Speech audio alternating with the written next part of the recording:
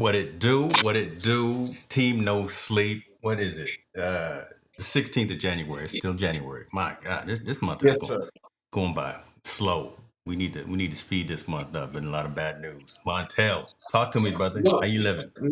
hey man, blessed as usual. Okay. Let's be happy. We know this is a 3-day weekend coming up for a lot Yes, of us. sir. So, blessings are all around, man. Make sure you get the barbecue grills on now and, get them food, them festive, them vittles in your stomach and relax, watch a little bit of TV and enjoy family, man. That's what it's all about.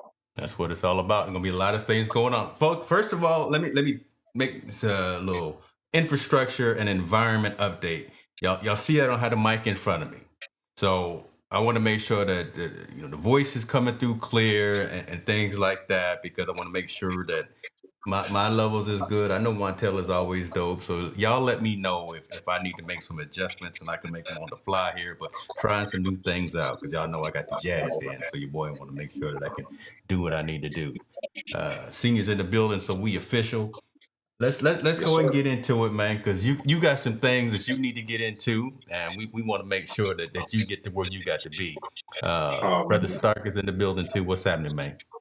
yes, sir. Yes, yeah. Yes, Well, sir. I'm not gonna put your business out there. I'm just saying you got some things that you got to get into. Hey, hey, I'm not putting my business out there either. We ain't in that we ain't in the snitch mode. We ain't not snitching. We don't snitch on each other, so it's We're not all good. snitching. Hope keep Not that same snitching. energy for about 20 Absolutely. minutes. We're gonna get into that. That's part of something we're gonna get into in just a minute, y'all. Um, Yes, sir. Listen, last week on here and also on the Unfiltered Life, we talked a lot about the fires here in California and hoping that everyone can get through with all that is going on. Just wanted to bring up some additional stories around that. We seeing some things that's happening sports related, so that's what we're bringing up here as well. Mhm. Uh, Pam Shriver, right, Hall of Fame tennis player. Unfortunately, she said today her car was broken into. Her car was actually stolen overnight, and all of her trophies from her tennis days were stolen from that as well. So it's trifling like that. So we got folks out there looting. We got folks out there taking things, and it's doesn't matter who you are, right? Tennis Hall of Famer like Pam Shriver's getting her stuff stolen, and that just doesn't make sense to me, man. A lot of It's things are still happening. I think the large Palisades is only about 20. Last I looked was about 20% contained. They're, yeah. they're moving some PGA, the golf invitational from that area due to the wildfire. So there's still a lot of moving that's happening, right? It was real cool to see, and I see our guests is joining in the backstage. It was cool to see how the NFL made some arrangements The for Ram game. The Rams yeah and for the the Vikings. Rams and for who they play because I don't The even remember who they Vikings. played because they beat them Yeah. so bad. They beat the brakes off the Vikings. Yeah. Off of God, Minnesota. They beat the dogs. They they beat the beat the dog brakes brakes off off the Vikings, boy. of Man, that So was that was yeah, embarrassing. it's sad. It's sad situations like this happen. But also even though there's that 3%, 5% that are bad, that are actually being predators on people on these situations, Hmm. you know, there's some people that are also like we talked about, are in survival mode. I know taking somebody's car. Everybody says, "Oh, taking somebody's car, stealing somebody's car is wrong." I agree with you 100%. But we don't know what type of frame of mind they're in, or if they're looting, or if they're trying to survive. If they see an opportunity where they can help do something for themselves, it's just a bad thing, and it's a ripple effect. And we talked about the ripple. You guys got to catch our show that we did on Saturday. It's a ripple effect from all these things that are going on with these fires because we got levels of this. We got victims. We got people that are just trying to survive that were victims. You still have homeless people in that same situation. You got Hmm. people that are desperate needs. You got people coming from outsiders just to you know, be agitators. You got all these things, and you got policemen. You got tired fire. You got people that are in the fires, fighting the fires that are tired. You got just a it's just a combustible of a lot of things going on, and it's just hard to decipher who's trying to do good and who's doing bad. And this is a sad situation. I wish people wouldn't steal or wouldn't have to feel that that's their choice to take something from somebody else. Yeah, yeah. I mean, So we again, can all get through this. we've got the investigations that are happening right now to see, and it's starting to point to arson, possibly. Yes. I don't want to put any conspiracy theories out there or anything like that, but man, don't let these fires, this $1 billion damage be caused by some kids or somebody out there hiking and starting. inappropriate campfires. I truly believe it's an arson. I think it's somebody that's setting the fires. Man. And I mean, and that's just my personal opinion. And yeah, I'm speculating, but it just doesn't. It's just one of those places are located where the fire started, man. It's just really hard to believe that something a cord of fire, a power line fell down, started the fire, and then all the embers went around and then started all these fires. I just don't find that hard to believe in this massive of a fire, right? This is again in cities. This isn't in the woods, in the forest, where it's burning down, or forest is burning down. This is homes burning down to the ground where they're gonna have to just clear the whole lot and then start from scratch to build up. So it's crazy, man. This is pretty wild, and the fact that it's in California, and for me, it's an hour drive away. Right. Well, we'll find out soon. It's interesting that it's kind of that same intuition that you had about the Shohei Ohtani, right? You was like, it's too much a coincidence for an interpreter to not know about this gambling, and now you bring up kind of that same kind of energy about this. So we'll see. Tell you what, let's keep it moving here because we got somebody that is joined in the back of the room and wants to come to the big kids table. Shout, ladies and gentlemen. Good Lord, he coming through clear too. Mr. Chris Williams, come on now. You on camera, brother. What's happening, good people? Say something. Right, say something. Yeah. I'm not sure if y'all have met, but Chris, Montel, Chris, now we family. All right. Pleasure. So now we going over to the Williams house for now we going over your house for Martin Luther King. Let's go. Let's jump them in the fire. Go ahead, man. Let's just jump in the fire of the stories. Let's have everybody commentate and do the thing. Yeah. Well, listen. Let's do this because let him introduce himself. I'm sorry. I'd be remiss if we didn't let Chris introduce himself because he's doing some great things just from a business perspective. The man is dual citizen all over the planet. He's got this man and his wife are doing. Let's get them their flowers. And just tell folks 35,000 foot level, brother, who you are, if you don't mind. I know folks know you, but just go ahead and do what you got to do. Oh no, brother, they'll forgive me as soon as I get off it, bro. Everybody in their thing. And first of all, let me say, James, I know you're out there in California, and to everybody who's dealing with this situation, I always look at this situation kind of like when you go to a funeral. People go to the funeral for them, and they forget that the people who are actually impacted are the ones that's got to go home after that funeral, and they got to live without that person the rest of their life, right? And so for those who will have to live without their house, who have to live without that car, who have to live without those memories that they built, man, I just want to say, we're praying for you. There's no easy answers. And so I ain't that kind of person to try to give them to you. We hope that there's some resolution for you and some resolve. But we know that's going to be a long process because the rest of us will move on with our lives. For those of you who lost a lot and some of y'all lost everything, that's not going to be replaceable, right? So prayers and thoughts for everybody. So my name is Chris Williams. My wife and I are the host of the Business of Marriage podcast, where success and love can live at the same address. Something that we started, actually it was an idea probably a couple years ago, and we shot many episodes last summer. Didn't release those until we got through with some traveling. So we own some businesses, and man, just into tech, into sports, into all types of things. So it'd be a fun conversation tonight. See, you being modest. See, don't come around here being modest, but that's all right. We gonna leave it right there. We gonna leave it right there. Y'all know how it goes around here. If you got a question, put a Q in front of it so we can have that dialogue, and we're gonna get into some social impact and conversation. We already started talking about kind of a recap on the fires, and appreciate you on that, man, because I'm dealing with it, and every time I look down at my phone, I get that alert from the Watchfire app.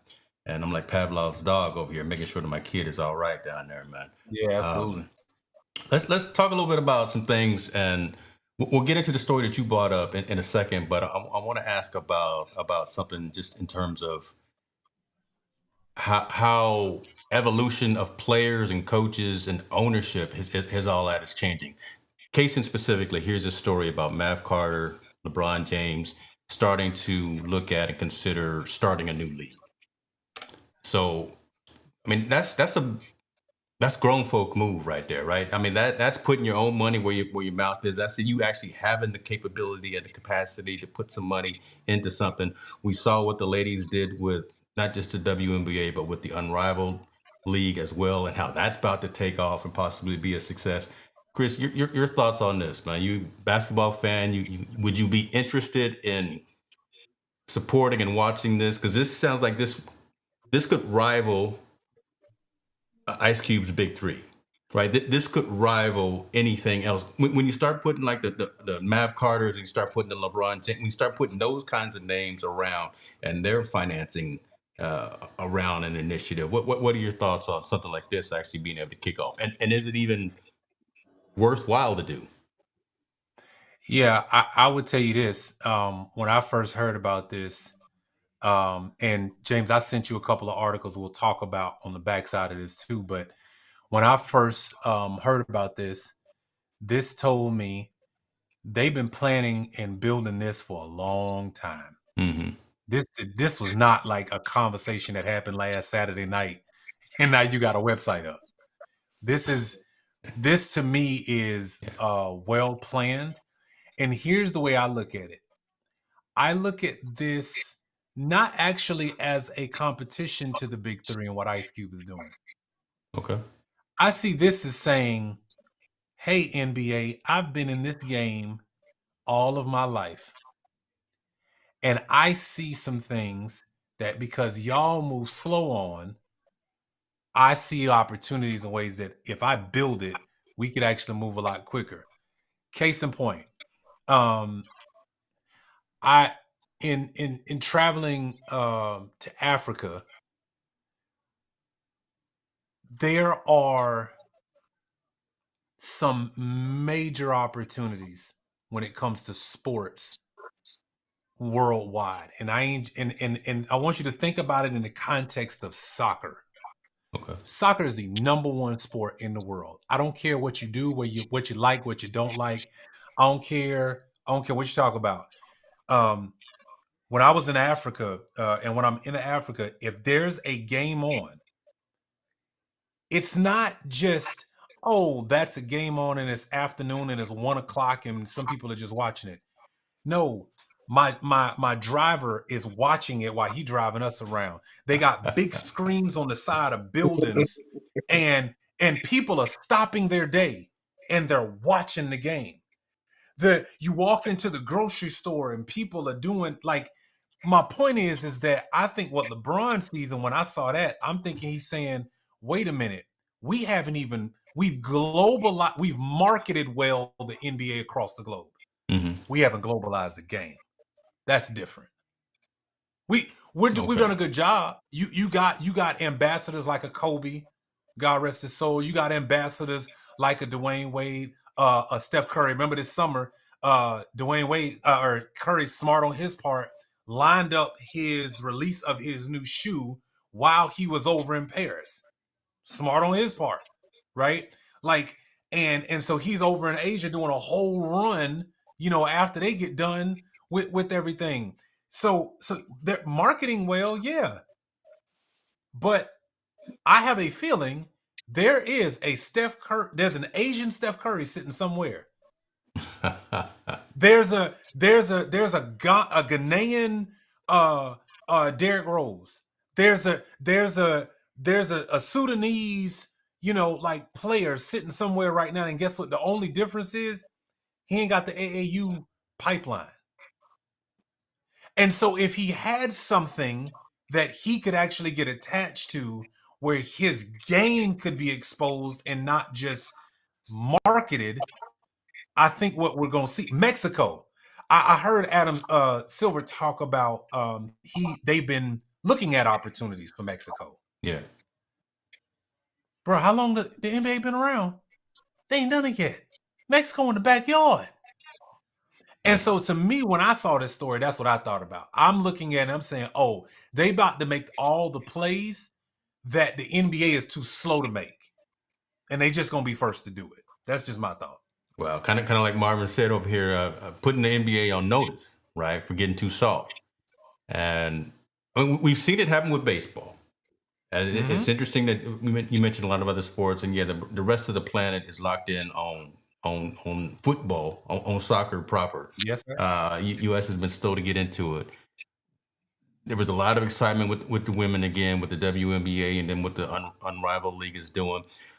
Montel, talk to me about your thoughts on this, man, because I really understand where Chris is coming from in life. Because again, I'm gonna call you a globetrotter, I'm gonna call you a world traveler, someone who again has got stamps in his passport, which everyone should have. Look, if you don't, I can't talk to you. You need to be you need to be well traveled, and you come from that perspective, right? Again, seeing different types of opportunities, seeing different types of things. But Montel, what are your thoughts on this? Again, when I compare it to a Big Three, when I compare it to something else that maybe even like an XFL on the football side. Yeah, Is yeah. this gonna stick as compared I to some of those think other ones? for me, I wish Ice Cube was at the table with him. I really do, because I think he set an Mm. infrastructure. I think he set an infrastructure that they could have built off of and expanded. Not Mm-hmm. start your own, not be competitive, not be rivals. Bring them to the table as well as to say, hey, how can we make this infrastructure global with the likes of LeBron being a part of it and Ice Cube with his music, and then all the investors that want to be a part of it. That was my first thought. Why is he not at the table with him? Number two, I would say the NBA is moving slow and relevant, but I don't think what LeBron does can compete with them. So if it's from a competitive standpoint, it's not going to win with them. They're just too powerful, right? They're just too powerful. But if it starts to bring an alternative league or something that's alternative to rival and be that pseudo from the NBA and basically wipe out G League and make where his league is going to say, we're an international G League. We're not just US G League. We're an international G League. So you can see players from all over the country have their game and have them televised and do all these different things. I'm interested to see what their game plan is going to be. And like you said, I believe this wasn't a conversation they just had over dinner one night and said, hey, let's put $5 billion together and put together our own league. This is strategized. They have a unique strategy what they want to attack. I wish it was a little bit more shared with us so we can kind of figure out where they're going to pivot. Obviously, the global market is where it's at, right? You got to get to the global market. Whoever gets to the global market first is going to be the winner in this game. And LeBron has the fortitude and the money to be able to do that right now, especially with the other investors. I just don't know how it's going to be set up. That's the catch. Yeah. Because how you set it up, you already know the first one through the door is the one's going to get shot. So it's either going to get shot dead or you're going to get shot survive. I don't know what their program is going to be, if they're going to be able to get through, how they're going to be able to penetrate that to get through that. And it may be he's only going to make international money. It may not never be big in the United States. It might only be big overseas. But he has shared that kind of how that plan is going to map out. Me, I'm all for ownership. I think if you got it and you can own it, you can run it the way you want to, and you don't need any of the outside influence to tell you what to do to make it successful. You can follow your own vision. That's the one thing I do like about it. But I just wish, man, I wish brothers could come together, and Ice Cube was just on that. It was on that room. I think he could share a lot of knowledge from the troubles and the obstacles he had to go through with Big Three, just trying to get it off the ground.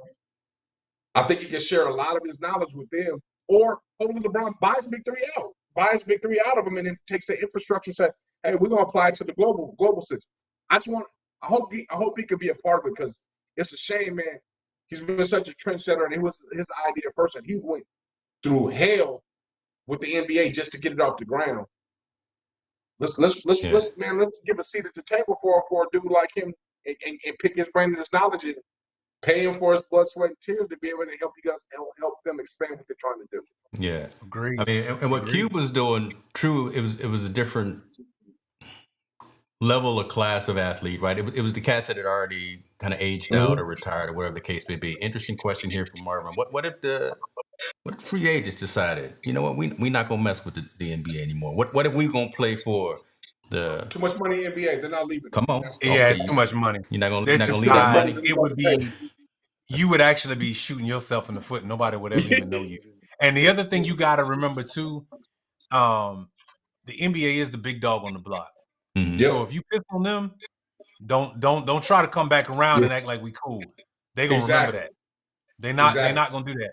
That's the reason why I personally think, and language is important. So I won't back up a second. I think when these articles come out and they say something that's a rival, I almost want to be careful of that because I'm not so sure he's trying to rival. But I will say this, just reading what's been out there, what I've seen,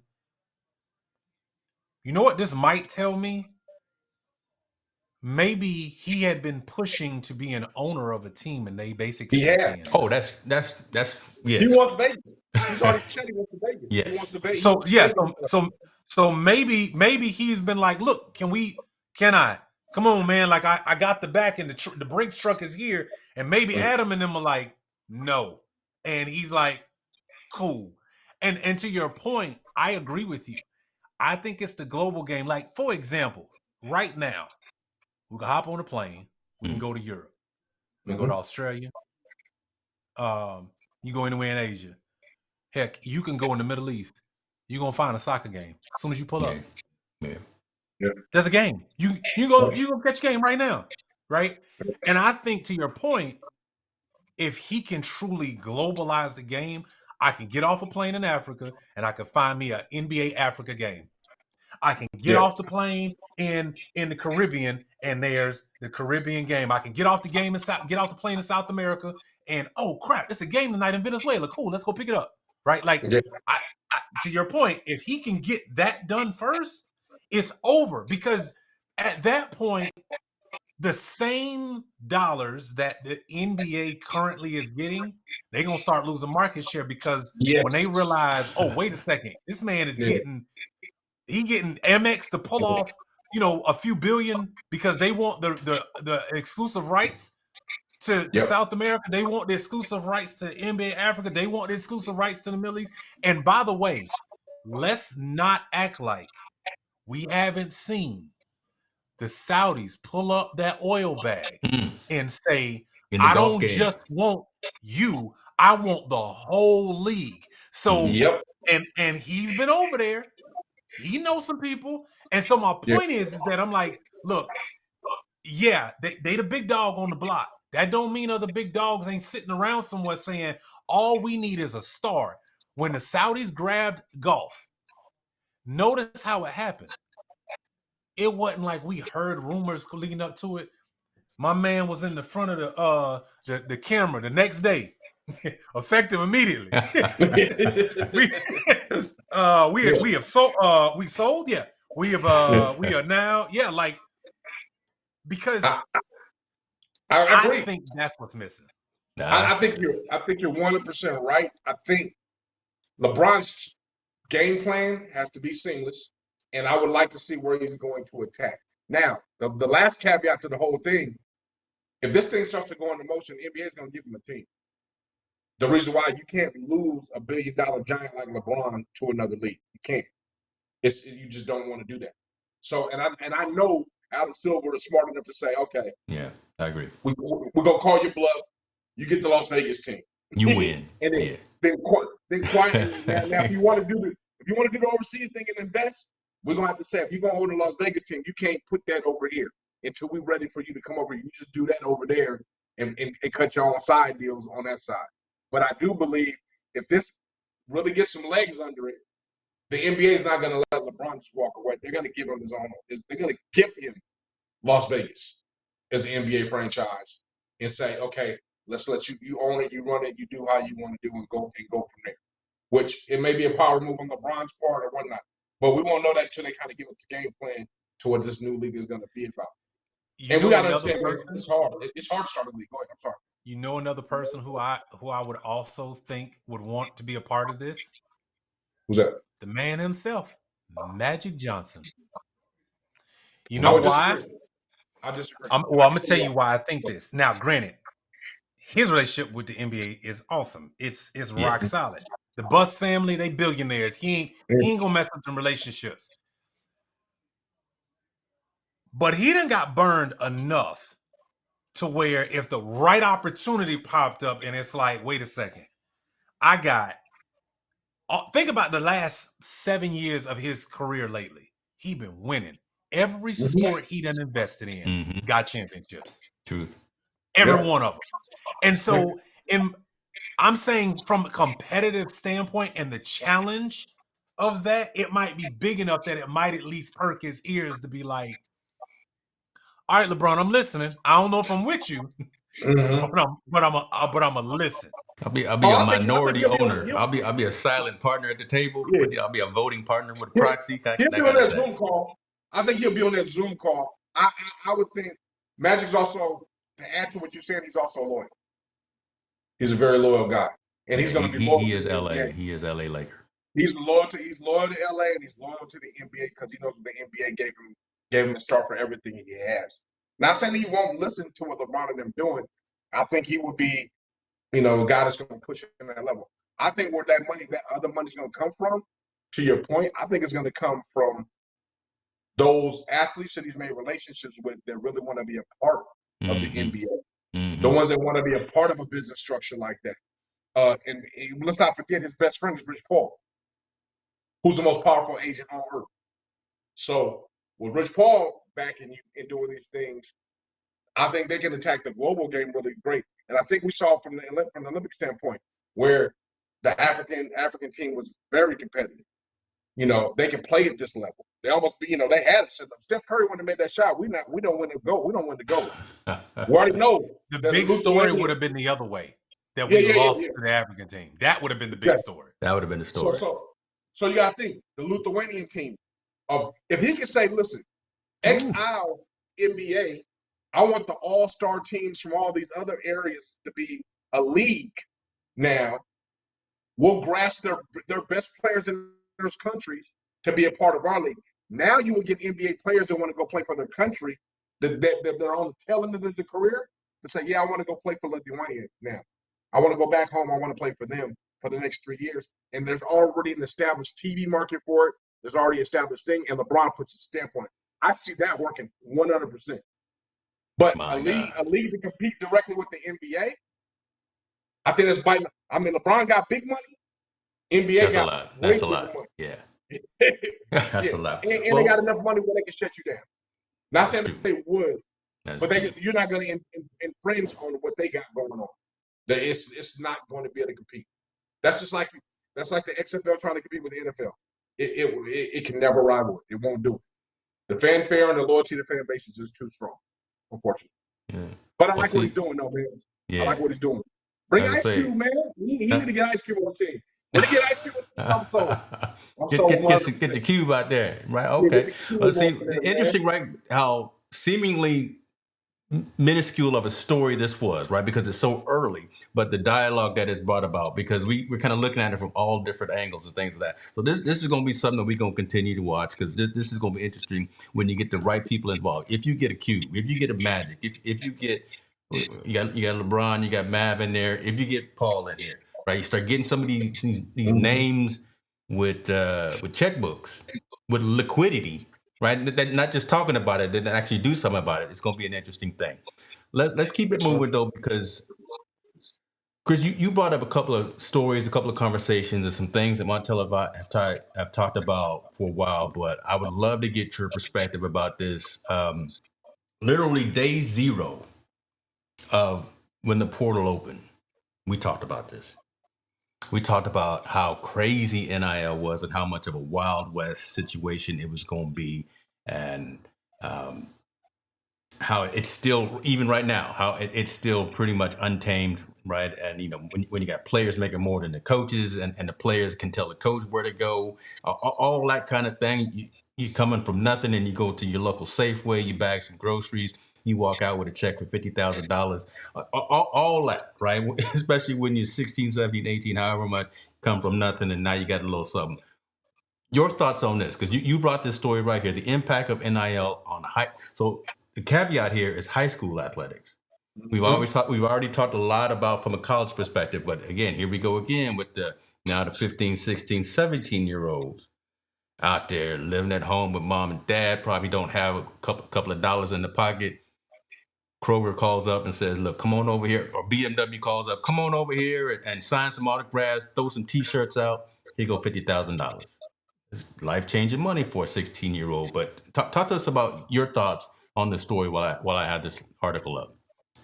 Yeah, and it started from I sent you that text that from a quote that Luka Doncic had put up in an interview he was in. He was in an interview and they were asking him about, what he thought his the impact of AAU with NIL and all these different things. And y'all have to remember, this is an international player who was not exposed to the AAU.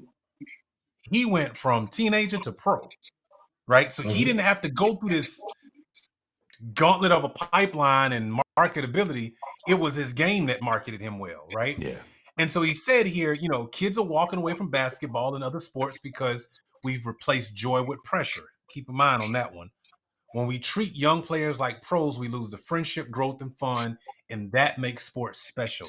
This has to change. Now, again, we didn't come from international space so into the NBA, so we grew up on is NBA, right? From this side. But the thing that made me send that to you is because I know you guys do Team No Sleep, and what I was thinking about was, okay, we always hear this idea that the haves and the have-nots are going to continue to separate. NIL is making the gap the Grand Canyon now. Come on. And I think the two things so it's unintended consequences in everything we do in life, right? And I think the unintended consequence now is, let's just start with the NBA. I'm gonna tell you, I got two big frustrations when I watch the NBA today. One, nobody really has any skill set no more. It's ISO, it's 3. There's no basic fundamentals to the game. So while we could laugh at a joker who ain't muscular, we can look at other people and go, oh, they ain't all of that. Why do you think they can come over here and literally dominate 35, 40 points a night, 30 points a night, 12 assists, 10 rebounds on a regular basis? Not like, oh my God, I can't believe he did that. No, this is like I woke up and I got 30, 10, and 12. Yeah. The reason is because they were taught fundamentals. And so I think the part of the issue is, now with the advent of social media, Instagram, and I can build my brand, and that's what that article is talking about. Yeah. Coaches now they in a bad situation because, okay, you're quote unquote talented. Your auntie told you pretty good. Cool. But then the local tech store down the street y'all went to, and they done messed around and gave you and your mama $3,000. So now you think you know something, right? And we should treat you a particular way. And I think, unfortunately, what it does is the kid who didn't grow up with the natural gift to jump 42, who had to actually work on it, the kid who had to work on his side lateral movement, the kid who had to actually study a baseline and understand angles, the kid, meaning the one who actually had to study is no longer valued. They're no longer valued. And I heard LeBron say this when he had his podcast with him and JJ Redick. LeBron said the one thing that frustrates him is they'll be in a huddle, call a play, walk out on the court, and it's like the young ones had no clue what was just said. Wow. This is LeBron saying that. He's like, I know the play because I do this every day. Yeah. I study this game. And he was like, he notices the way they show up in practice, what they got going on. And what's scary to me is now you giving that bud talent a bag who's never learned to develop this thing, not thinking the game through, just thinking, oh, I'm gonna make it. Oh, they get that store down the street gave me $3,000. These people over here told me they're gonna pay me $100,000 this year. This place, and you know what it does? It diminishes your even want to actually learn, because you got $100,000 one time, and you think, oh, I'm good. You think I'm straight now, until you then run into an adult who's like, I don't care how much money you made when you got to my team. We're going to run this 3-man weave. We gonna learn. We gonna learn boxing 1. We gonna set actual hard screens. Yes, you are gonna set a screen, and you gonna get screened on. Yep, we're gonna meaning. And so I'm saying, for the coach, he in a bad position now. A bad position, because there's some brilliant coaches who, meaning they study their craft. They study the craft of coaching. They study the game. They study where it's going. And that's no longer being valued, because now the kid is the 17-year-old is walking in with his mama who thinks she an agent, the uncle who think he learned something. He walking in with the baby sister who got some clout and whatever, right? And all of them are telling Mr. Small Forward, oh, this is what you should be doing on the court. Yeah. Hey, coach, we sent you some of his plays from the blacktop yesterday. He don't know the game. He has athleticism. He don't know the game, right? I think that's what the unintended consequence to me of NIL is. It's okay. I paid you money one time. There's no incentive to learn, to get better. It's just lie my way to the next bag. Let me ask this: and then Montel, chime in. That's got to be short-lived, though. That can't be sustainable, right? I know we're looking at everything in a vacuum and in a very short period of time since NIL happened and launched and the transfer portal and all that. But that can't be sustainable. You're wrong. Think it is. It can be sustainable. It is sustainable. Ben Simmons thank you. It is sustainable. So it's sustainable, bro. And here's the problem. There are more Ben Simmons out there than there are SGA.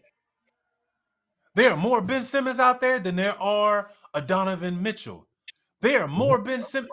And I'm saying, what I'm saying is, those guys develop their game. Meaning, every year when you watch, just turn off the sound, watch their game. I bet you notice something different every time. It's like, oh, wait a minute. Oh, he got better at that. I think the days of development are over. It's instant grits. You got to be ready. You got to be now what they see. And you're right. They've traded athleticism for knowledge. You could be the most, and the prime example of that is Edwards on Minnesota. Probably one of the most athletic people in the game, but his game is very simplistic, right? You go, and it's better than a lot. He can go to the hole, he can do this, he does his thing, but he doesn't know the game like LeBron, and he hasn't worked on his craft to be better every year like everybody else has. You can talk Steph Curry. He shoots threes that well for a reason. He practices his craft. He crosses you over and sets you up to make sure he can launch that three and practice his craft. Same. Kyrie Irving does the same thing. Practices his craft. He's the best ball handler probably we ever seen. No one can acknowledge it, but he works on his craft all the time. But you see the young guys that are coming here, very hard. Now they learn it. They start to learn it as they get to the tail. As they start to get to the middle of their career. I see Trae Young playing a lot better than he did when he first came to the league.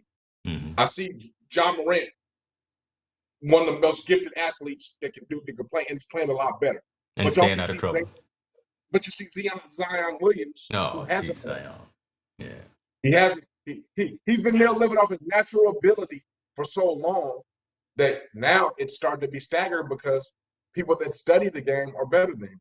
And he's one of the most gifted people.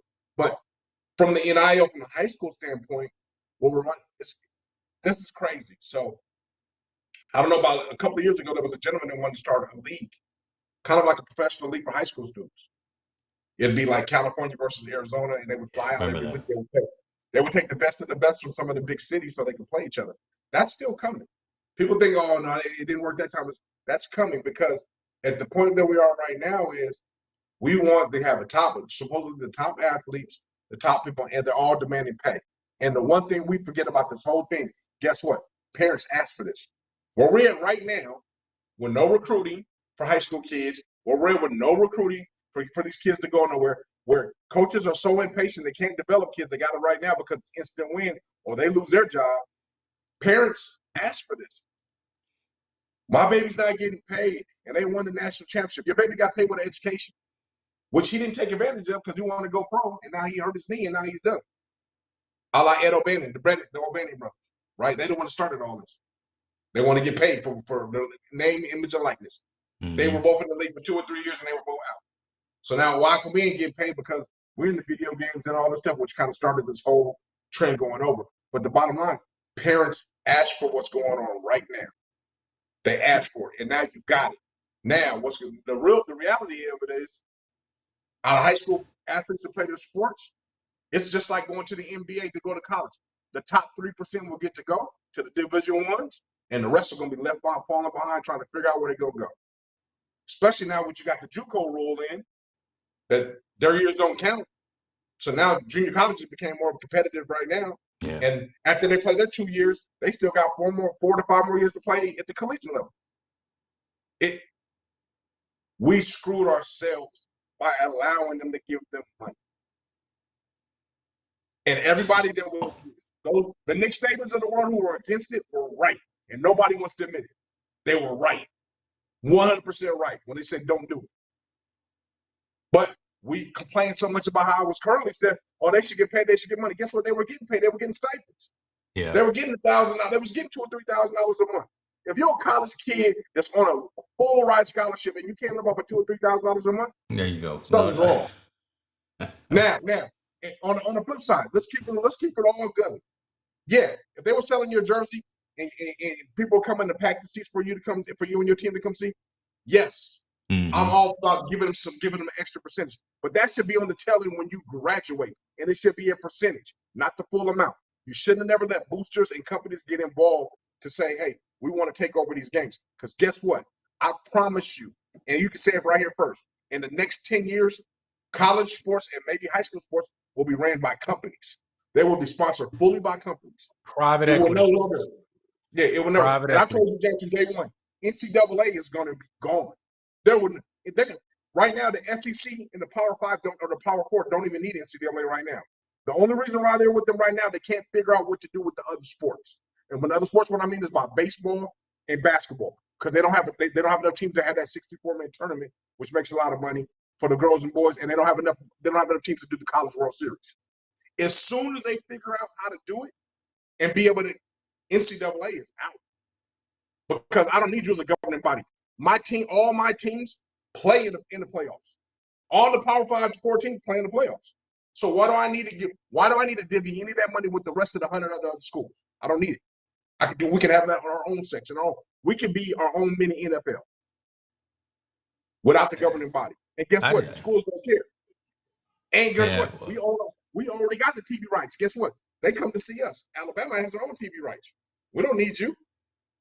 Michigan, we have our own TV rights. Notre Dame, we got our own TV rights. NCAA doesn't own the TV rights. Our school owns the TV rights. And guess what? As soon as the first network says, hey, we're going to do an exclusive deal solely with you like they did Notre Dame a long time ago, which is still living off of NBC, that's going to be more prevalent to all these schools. And that's going to say, you know what? NCAA, peace on out. The streaming platforms will do it. Yeah. We'll make our own governing body. That's right. The moment you start seeing... Think about what just what was it? Was it Chris? Yeah. So think about what happened with Christmas. These experiments that they're running. So they ran.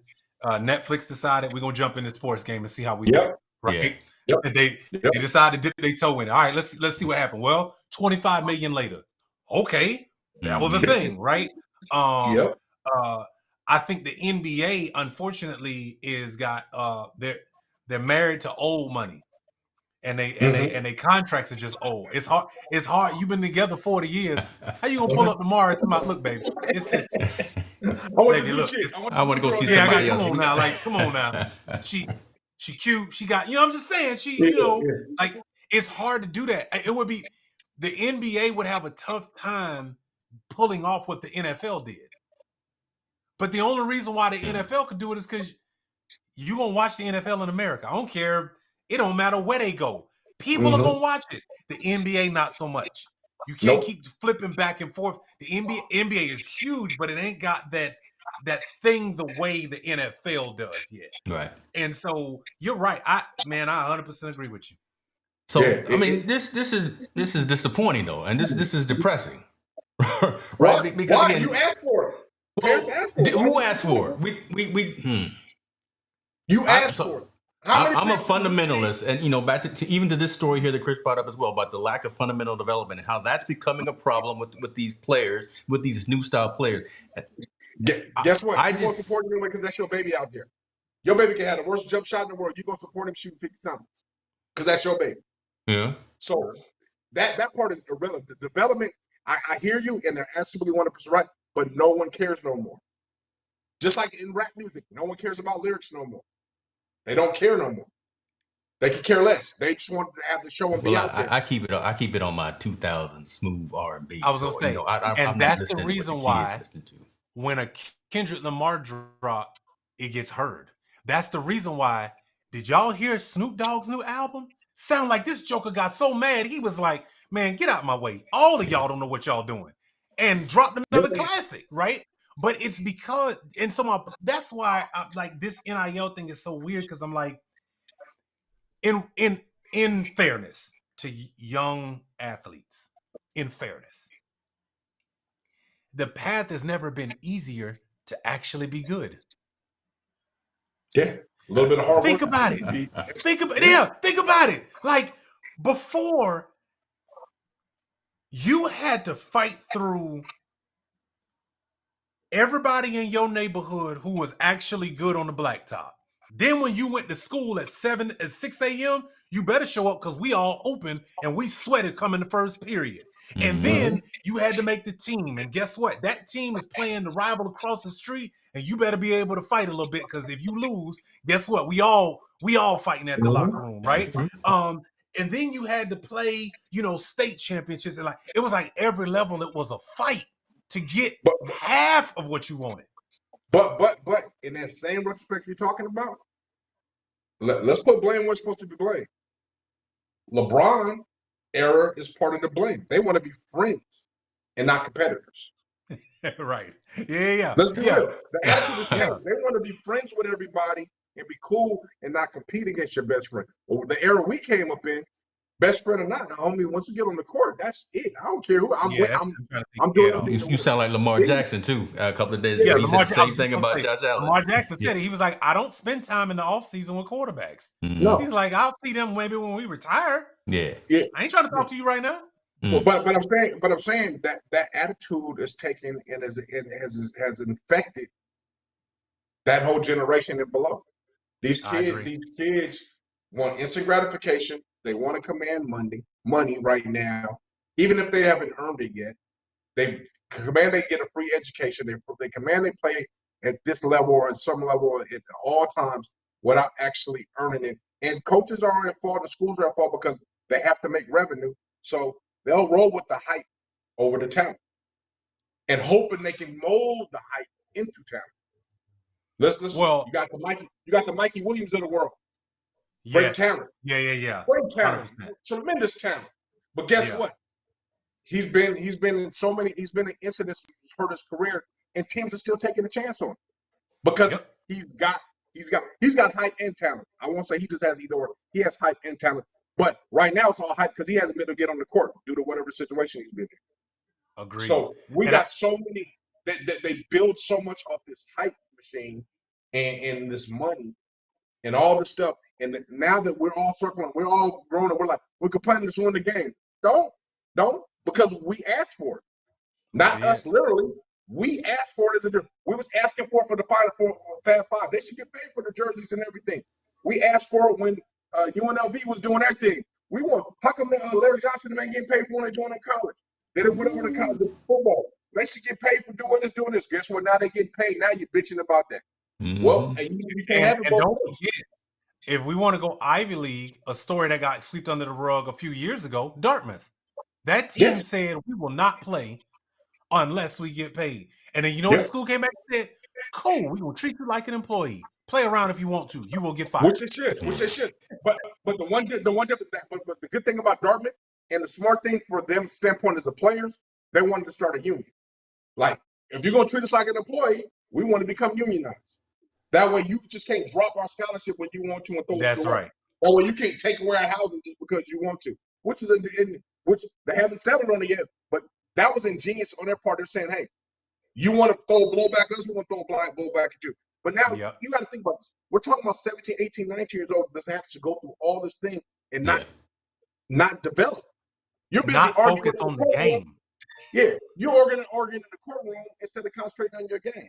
You're arguing with administrator about, hey, we should be doing this too, instead of getting ready to go. When at the end of the day, back in the day, it was for you to get your degree. Now, out of all those people that was going through this, I want to know how these people are going to be successful in the real world, because you already know 3% only make it.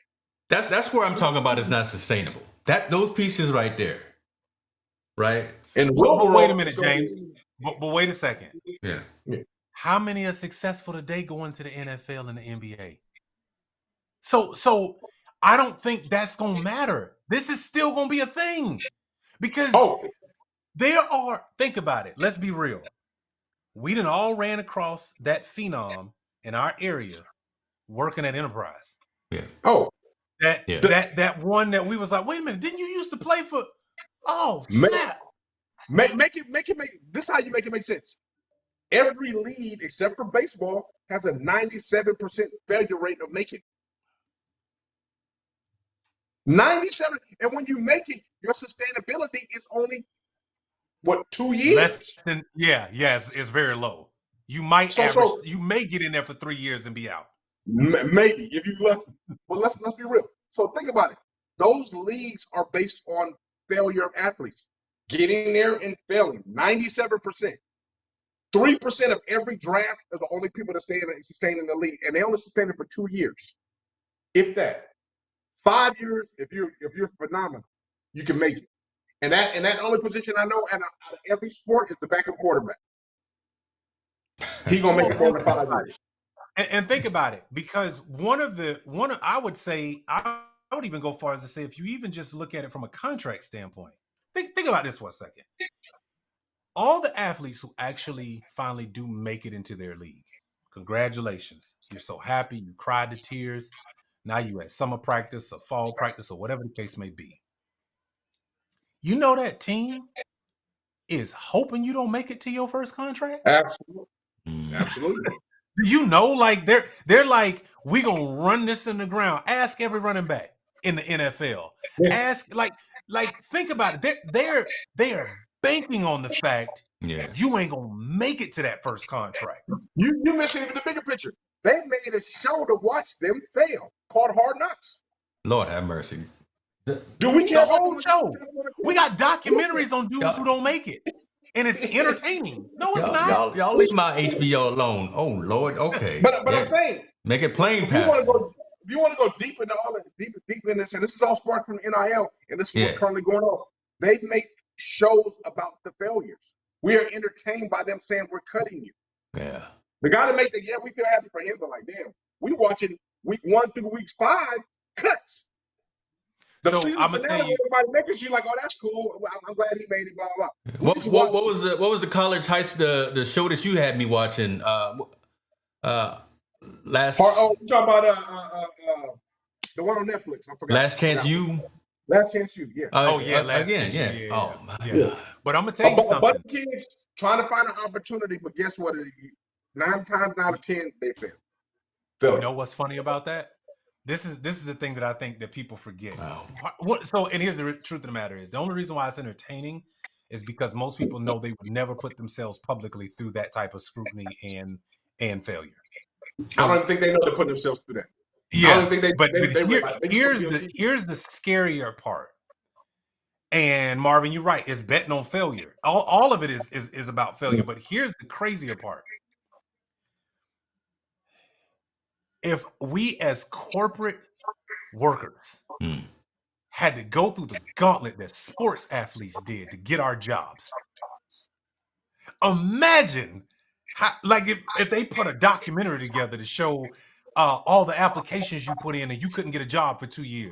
If they showed all the people, if they had a camera at the unemployment line if they had a camera, like imagine if Bank of America had started having a Netflix deal and they had a reality TV show of working at Bank of America as an executive. Imagine if, you know what I mean? Like my point is like we've to your point, it's a 97% failure rate, not a success rate, failure rate. So what has happened is we said we gotta monetize every stage of this thing, good, bad, indifferent, don't matter. We just need to make sure we put eyeballs on it, right? We got to make sure, like, I guess the biggest gaffe now for Hard Knocks was what's my man? Was it the head coach and the owner was sitting in that office in New York and was like, ain't nobody gonna draft Saquon. He can go fly Saquon, yeah. And now you look, right, like it's like, oh, whoa, I shouldn't have said that. My God, right? But my point is, if we just think as adults, imagine if we had to go through the gauntlet that sports athletes had to for our actual corporate day jobs. You would never want nobody to know. You wouldn't want to have to go through that scrutiny. Imagine if every day when you applying for a new job and they like, yeah, let me see your hands. Oh yeah, you about 7 feet in wings. Oh yeah, let me see.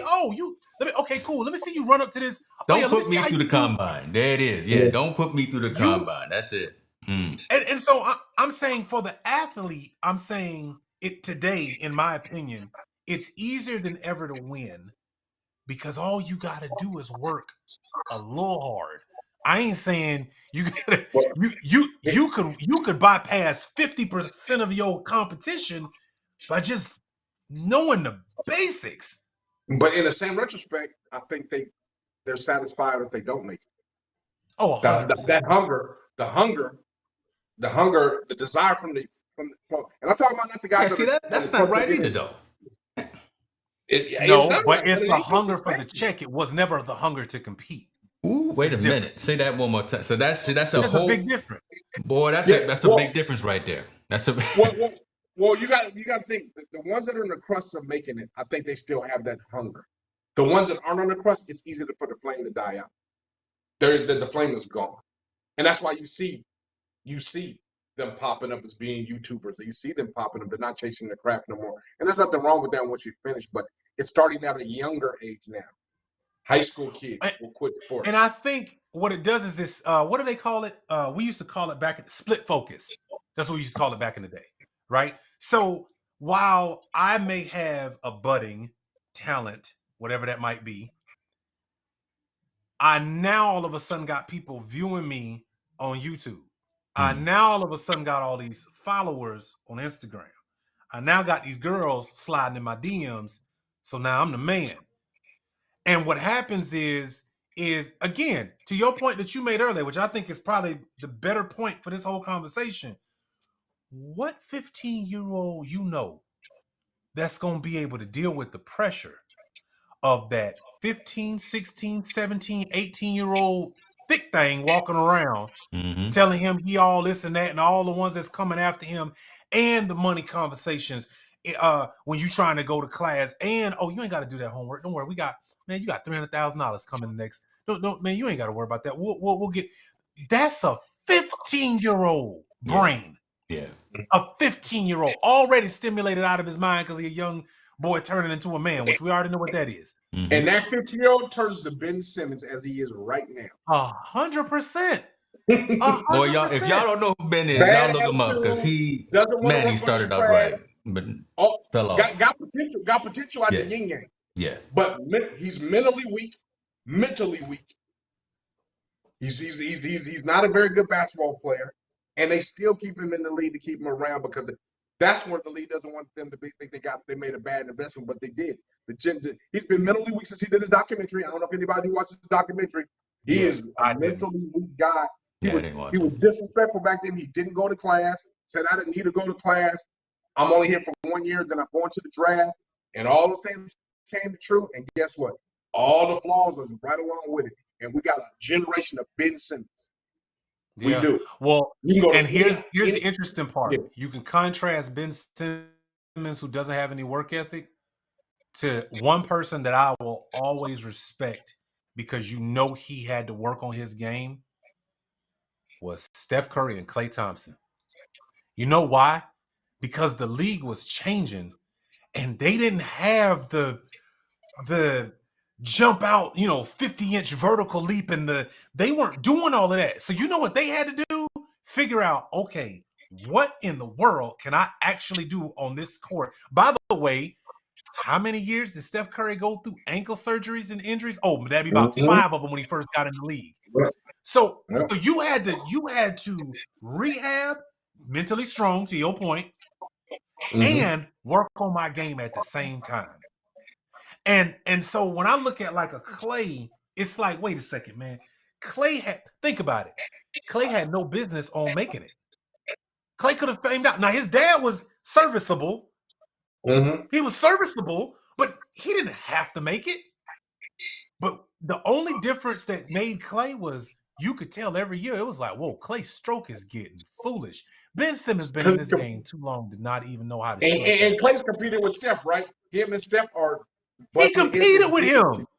Yeah. I didn't. Even though you're my friend, I'm gonna compete against you every day. They shoot I'm trying to take your head off in this joint. Yeah, I think. I mean, and when you look at Ben Simmons, 6'9", wingspan like crazy. Okay, fine.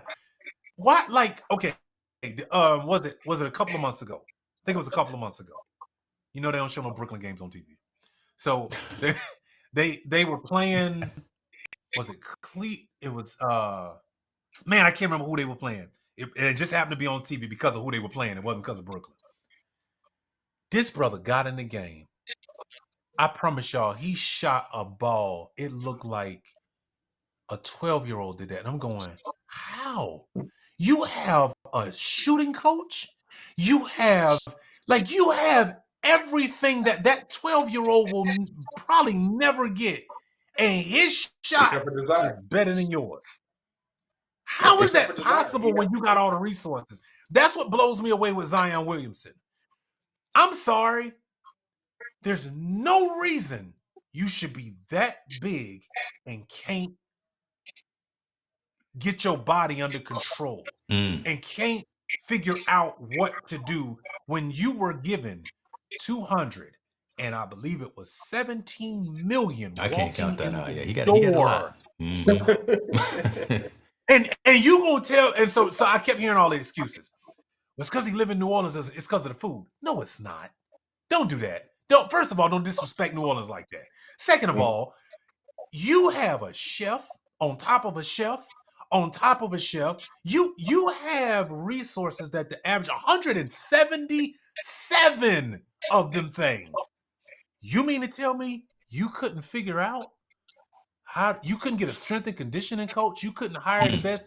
Meanwhile, LeBron James comes in your building and embarrasses you 2 times in 2 weeks last year. He makes you look foolish. Last year at 39 years old. 39 years old. How is that? Like, and what I'm saying is, take him versus a Ja. Every time Ja see LeBron, he like, oh, I'm trying to knock his head off every time. And LeBron's like, I respect that. I want. That's what I want to see. If I'm the old man, show me I'm old. Let's see it. Let's see what's going to happen when we play this game. I agree 100%, and I think pulling full circle with the NIL for high school, just like we just seen the ruining of college sports, high school will start to become affected by that. Because I don't know how you're going to pay a kid $20,000, $10,000, $8,000 at that point. How are you going to pay a high school quarterback $1,000 and expect him not to get an ego and be that same kid and want to work just as hard as that kid that don't got no shoes just trying to play? It's gonna ruin it. And I hope the CIFs or the high school interscholastic, which they haven't did it yet, better see what the NCAA how went wrong and say you can't pay a high school sport as a high school kid is going to be ineligible. On our rules, he's still considered a minor. He can't work, or they make you go through the ringer in order to get it. You better get a workman's permit and so on and so on. But for me, and I'll say it here again first, I think as soon as that payment starts to kick in, we have high school sports are over. They will become privatized. You're going to have high schools being owned by private equity firms. I think either that or you'll have teams that's outside. It'll be Pop Warner for high school. That's right. You're not gonna, because if I'm a high school, I don't want the liability. If I got to pay you and do all those things, I'm not dealing with it. If I'm a principal or AD, well, let's just not deal with it. Let's get rid of all high school athletes and y'all go play club. Shout out I don't like the way this is going. So I'm gonna cut this off right now. No, you brought the story up. I brought it up. So you listen. I don't want to talk about it. I'm upset now. When it comes to the real future, when it comes to reality, I should say. I don't know how to say the word futurity, but when it comes to reality, man, over here making up words. We are at the end of high school sports, because from a business standpoint, I'm a high school. I can't afford to keep paying players. So go to club, because that's what club's for. Club's going to make club sports, but that's going to start a whole nother issue, because now kids ain't going to have to maintain no grades. Kids don't even have to go to school. They're just going to go play club ball all day. So now we're going to run into another monster when that happens. And I promise you, if that NIL goes into effect, that's exactly what we're going to see. Because if I was a principal of high school, that's the first thing I would do. I'm not paying you no $10,000. I'm not even negotiating with a company to give you $10,000. And when you get it, I'm not going to have you walking around the halls disrespecting everybody because you got $10,000. So guess what? Yeah. We'll just cut that off at the legs. We don't even need it. We're teaching the school. I think it's the maturity level that people are forgetting with this money. Right. And by the way, not to be open Pandora's box, but that maturity level also goes to us as parents. Yeah. So, absolutely. So unfortunately, while we could blame the kid, and we could, yes, and rightfully so, how they treat people is important and all those different things. But when, and again, circumstance dictates stuff, man. Listen, if I'm a parent and I'm raising y'all disagree. Circumstance don't dictate ignorance. And I know what you're talking about. You're talking about ignorance. You're right. It doesn't dictate ignorance.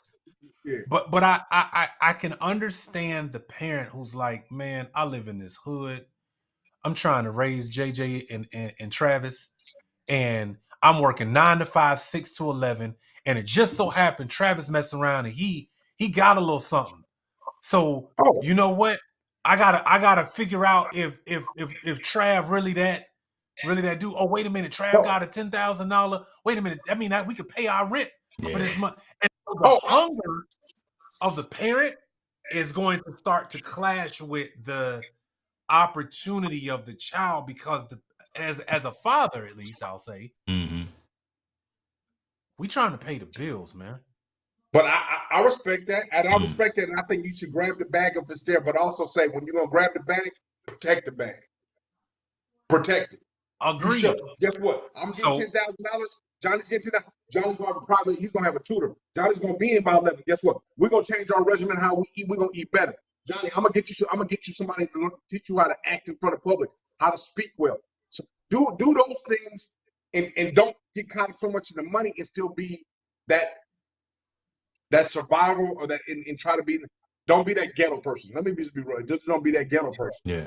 Johnny got it. It's hard to be like, don't be ghetto when that's what I'm in, man. I'm in the hood. Again, just kind of like I said, you're 15 years old, and Kroger calls and says, "Come bag these groceries," and here's $50,000. Yeah, like I'm in the hood. Take the bag. I'm not saying I'm not opposed to taking the bag. Take the bag, but I'm also saying protect the bag.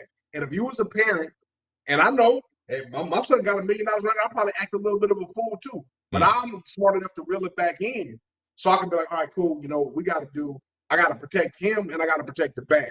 So we got to do things right. You know what? You're not going to go buy 5 Mercedes-Benz. That's not happening. You're going to go buy maybe 1, and the rest you're going to put in the fund, 401k. You got to protect the bag. And there is no level of education where you can't see that. Even if you got to protect it just physically. If that's all you got, you make sure nobody touches Johnny. That's what you do. Nobody touches Johnny on my watch. Yeah, I will say this with along that line. Hat tip to what Dion is doing with his sons, right? Because he's molded them the right way. He did. And we don't see Shiloh or Sador. We don't see them out there acting a fool. Listen, I want to be cognizant of something right here, because I know Montel got something he need to roll to, and I want to, if we need to bring this plane in and have this conversation some more, because I don't want you getting in trouble with the boss at the house, and then we're gonna blame Chris. It's not gonna be my fault. Oh But yeah. you tell We bring us we bring the new if man. you We knew. bring the new guy. No, but this is the kind of conversation that it's all about, right? Again, going deeper into these types of things, and love all the engagement with the community here as well. Let's do this, man. Let's do this, man. Montel, you got 5 minutes? Yeah, let's go. Let's All right, go. all right. So Chris, we done started a segment where we bring in a culture uh, story to Team No Sleep, because we get into it a lot, and it gets thick and heavy, and I end up laying in the fetal position for a couple of hours after the show sometime, because we talking about things. You see, I'm not going to the gym tonight. Your boy over here drinking. I'm gonna leave that alone. But listen, this is what we doing. We ain't got no sponsorship yet. Don't be telling no Well, names no, yet. yes we do, and that's what we drinking. That's what we I can't reach it. It's back there. Yes we do. You see him scrolling down at the bottom. We got some sponsorship money coming in. Back to LeBron. Back to some things that's going on in his life. And again, we like to have a culture story. Unfortunately, this is a bad culture story. My God, what's going on with LeBron and Drake? What's Go. why why I, why why is Drake out here saying things that could be detrimental to Mr. and Mrs. James's livelihood or lifestyle? They now Drake is go ahead and just keep messing with Kendrick. But now we got Drake talking about he got tape and video, he got receipts of Mr. James out there coming to Canada and hooking up with some individuals that he probably shouldn't have been hooking up with. This is bad. This is bad, right? I mean, we saw Drake last night out there at the Warriors game getting buddy with Steph, and LeBron and Steph are tight. So I mean, you read between the lines or whatever. Should we? We're not TMZ, Chris, but again, this is again one of them social impact of sport thing, and this is a culture story right here. We all know who Drake is. We all know who DJ Academics is. We all know who LeBron is. Come, this is messy, right? This is messy. who you want me to go first? Go ahead, boy, because you wanted to talk about this. I didn't want to talk about this. This is terrible. I'm gonna talk about it because it talks about, I think, a lot about this culture, and I'll explain why I say this culture, and it talks about Drake as an individual. He's a weak man to expose that man's business and snitching on him. I'll say it like he's a weak individual. I have more respect for Tekashi 6ix9ine because he snitched to keep himself out of jail. He's snitching to break up a family, to break up somebody's livelihood, to change their dynamics because he's mad at a rap beef. Are we serious? And we at this point, we get mad at a rap beef, so I'm gonna try to destroy your family instead of just keeping it in the rap because he likes Kendrick Lamar's music and he supports Kendrick Lamar. That how weak of an individual are you? How insecure of an individual are you? And I'll say it again. I respect Tekashi 6ix9ine for snitching to get out of jail from his crew than I do Drake. And there's a few other people that fall into this Drake mode as well. A la Kobe, rest in peace. Kobe snitched on Shaq. We forget about that because Kobe was so great. He snitched on Shaq and his infidelity. Oh, he showed it. D-Lo. He showed it. D-Lo. I had to think about it. D-Lo did it to Nick Young when he was dating the Azalea girl. He snitched on him about him cheating. Like, when did I get? I'm not a person that is all for snitching.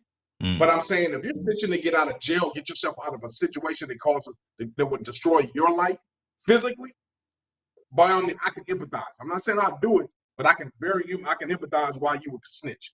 But to snitch on another man because he's handling his own business, whether you agree with it or not, is not your place and not your business. I grew up with a bro code or a man code that you don't do that at all. And this young generation seems just like it's okay. They're all right with snitching. They're all right with telling all your business. And maybe it has to do with social media and all that. We come from an era, we kept our stuff on the down low, right? We like, and not the down low being crossing over different sexuality. I'm saying on the down low, we don't tell nothing. We don't say anything. Hey, was you with that girl last night? Man, I ain't got nothing to do with it. What Eddie say wasn't me. No. It wasn't me. We come from that era. This generation, like, was you with her? They want to film it. Yeah, I was with her. Here's the film. I was kicking it with a lap. I don't know where this tell everything you do and all attitude comes from, but that could be detrimental to this man's livelihood. That could break up his family. Whether he did it or not, it's nobody's business but him and his wife. That's Yeah, not great this is business not. or good academics to bring that out. Yeah, this ain't a conversation that needs to be all over because academics is Nah. putting it on Instagram and all that and showing receipts, And, showing photos and all and, that. and, That and ain't he's right. doing it for clout chasing. He's doing it for followers. He's doing it for clicks. Come DJ on, Academics has nothing to do with that. He's come doing on. it all for following and get clicks and get all those things. How bad is that in a society where you will ruin somebody's life over a freaking like or a click? Man, we're in a sad situation, and it's a sad situation for men. And guess who's in the forefront of it? Black men. Chris, talk to us, man. Already. Talk to us, Chris. This So where we at I right am now. not as I was not aware. So that's a picture that he showed, like he revealed a photo. It's a picture of a I was aware of conversation the story. between. I'm aware of the story. Yeah, it's a But picture of a conversation. so Montel, let me say this. Yes, there is such a thing as a man code. I don't violate man codes. I just don't. I don't have a. There's not a place where I would. I guess you know what I mean. Like there's nothing in that in my. I didn't grow up like that. Yeah. You respect the man's house. If I'm in your house and I see something, when I walk out of that house, I don't know nothing because that's your crib. I ain't got nothing to do with that. That's your house. You do what y'all do, right? But I think it speaks to a larger problem that I would say I hope young people at some point start to pay attention to, which is while, Vibe and everybody else gonna get their clicks off because they just love drama and that's how they get you to pay attention and everybody try to come up with a story. I think the real person problem is academic. Why would you? 100%. Why? Like, what did you gain by having anything to say? Mm-hmm.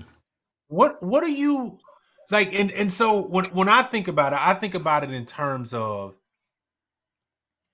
even if I disagree with you, even if I don't like you, even if I don't, we could have squabbled 2 weeks ago and it was bad, and we live in the same neighborhood, but we just know you and I, we just don't get along. You stay on your side of the street, I stay on mine, right?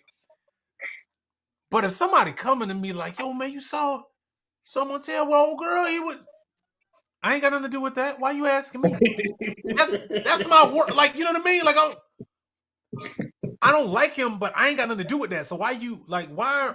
Like, and I think the thing that young men, I will put it this way: what I wish young men would do, instead of entertaining stupidness, be the reason that it stopped. Yeah. Be the reason that, like, if somebody bring you something ignorant, you like, I don't want nothing to do with that. So don't listen. If we gonna have a conversation, I ain't talking about old boy in his house and what's going on. Let's go back to talking about the game. Let's talk about, this bourbon we drink, whatever. But I'm not talking about another man's house. But that's the way we were raised, right? We're all, I think we all come from the kind of the same cloth. We don't say that about nobody else's business. We just don't.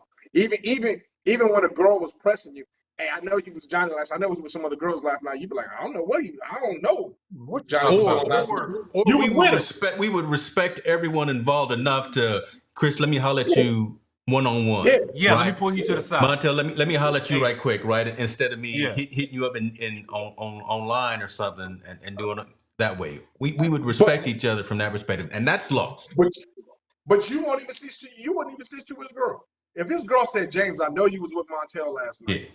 And I know y'all was at the club, and I know he's doing something with some girl. Just tell me. You be like, man, I ain't got nothing to do with that. Hey, what? That ain't my business. That's not my business. I don't know what Montel was doing last night.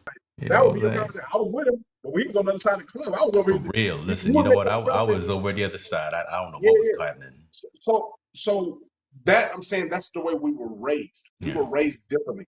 This generation is raised completely different because they're okay doing that. They're okay releasing something that's not true to get clicks. They're okay with telling somebody else's business to get likes and get clicks. And they don't even care about the ramifications that happen afterwards. As long as I get that million clicks, I can care what happens to LeBron and his family. Luckily, his wife is not buying into it, and they're okay. Or we don't know behind closed doors what's going on. But You just broke up a happy home, whether you maybe know it or not. You just caused an unforeseen drama that didn't even need to be there.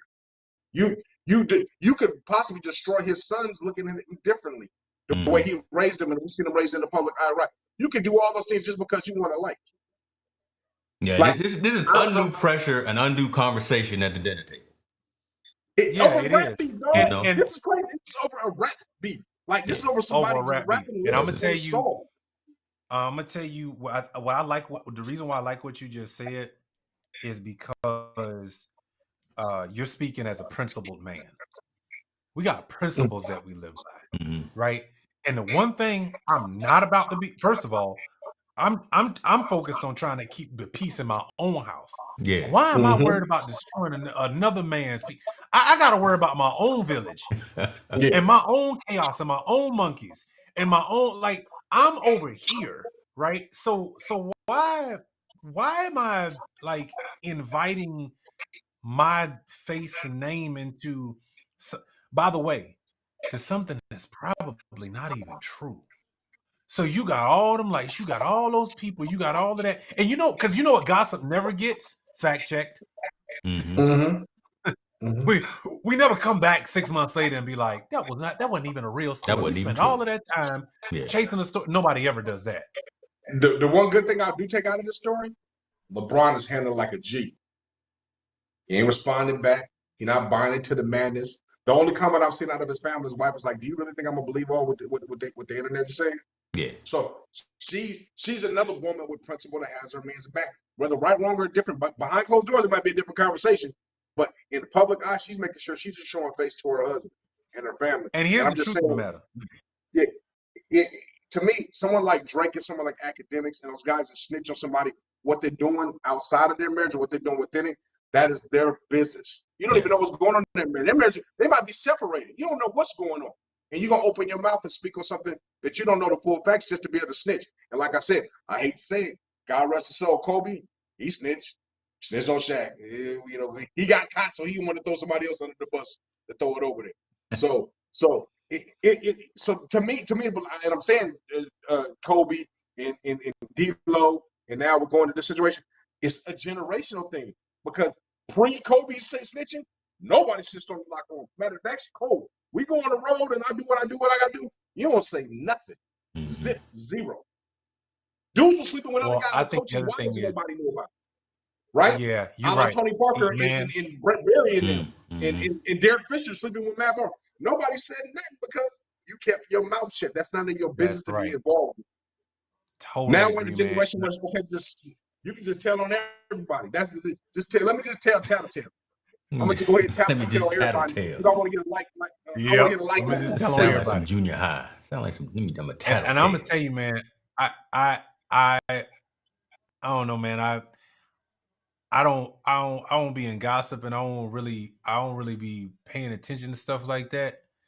But I'm gonna tell you, I learned something a long time ago, and it's been true for me, especially the last few years. Some stuff that I've learned.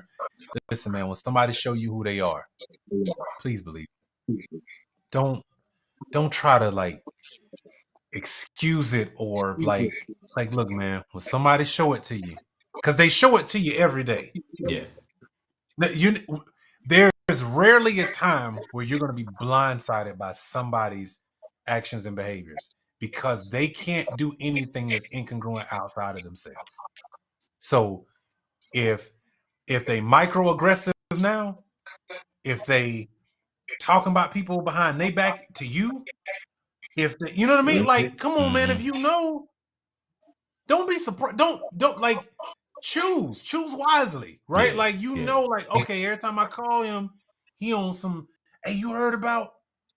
All right, man, you stay over there. I'm cool because I can't.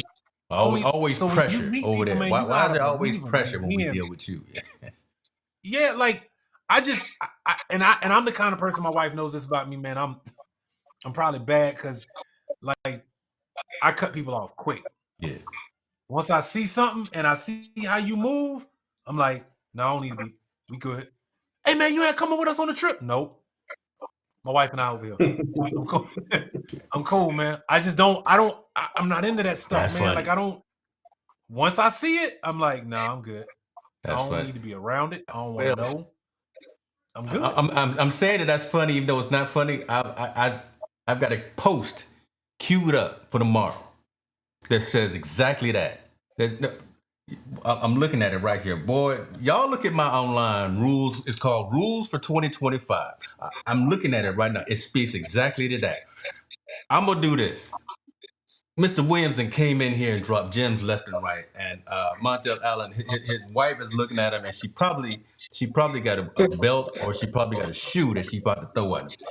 This is what we do, man. We get into the social impact of sport. Chris Williams is in the building, man. We appreciate you. You got to come back.